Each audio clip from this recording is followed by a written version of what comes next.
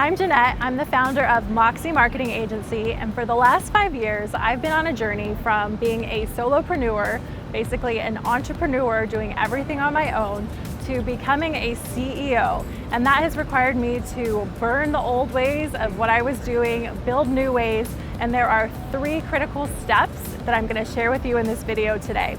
So if you have been feeling overwhelmed and stuck because you can't get out of your business, so the first critical step that you're going to need to make to go from a solopreneur to a CEO is actually a mindset shift. You have to decide to play big.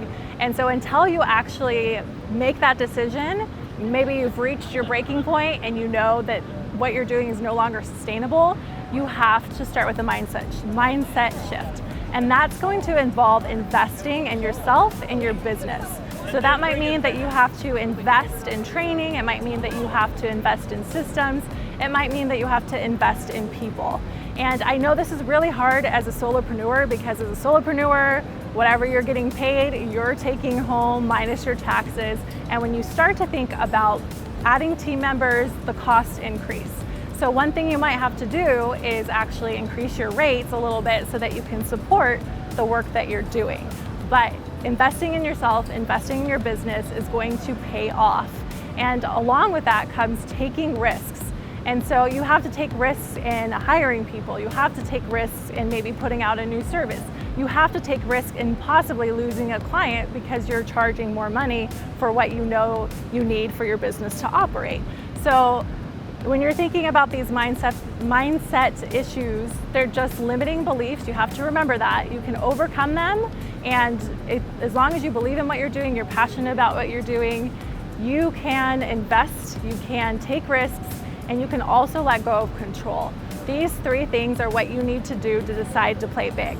And the good thing about letting go of control is our next step is actually creating systems and processes.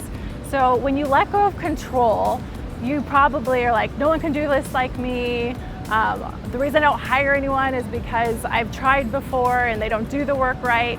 But what you're missing is the systems and processes.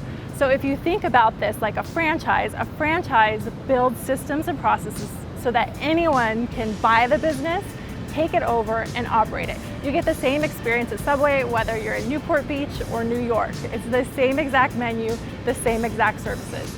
So when you let go of control and you have the systems and processes, this is going to allow your business to grow because you can give these things to anyone and they can execute them. But you have to take the time to create them.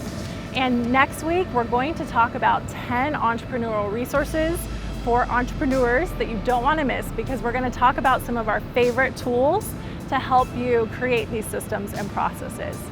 So once you have these, you can get more freedom in your life because you can hire someone maybe who's an admin assistant, a virtual assistant, to take off some of the busy work that you're doing, and they have the systems and processes to just go with it. The 3rd critical step in order to go from being a solopreneur to a thriving CEO of your company is you need to build a team. So once you have decided that you want to play big, you have created your systems and processes, it's time to start bringing on members of your team. So this can be as small as getting a virtual assistant to help you with your inbox management, to help you with your social media post scheduling. There are so many tasks that you can offload to a virtual assistant. So one thing that you can do is you can actually pull out a note sheet and write down all of the things that you don't like to do. These are probably the things that are taking up a lot of time, administrative in nature, and you can start to figure out what you can assign to someone. And if you already have an assistant, a virtual assistant, you need to think about what's the next type of person that you can add to your business that's going to add value. So this could be maybe an account manager. This could be getting an accounting service to help you. Your team doesn't have to be someone who's working with you full-time or part-time. These can be virtual contractors. We're going to talk about this in next week's video as well. You can build a team of remote people. You can also get one-off contractors on your team so that maybe you only have, 2 hours of an email campaign you need set up. You can find someone to fill those 2 hours just so that you can focus on building your company. But the more you can determine what exactly your business needs, because these are the tasks that you don't like to do. They're the ones that are not your genius zone, meaning the ones that only you can do. Then you can start to recruit.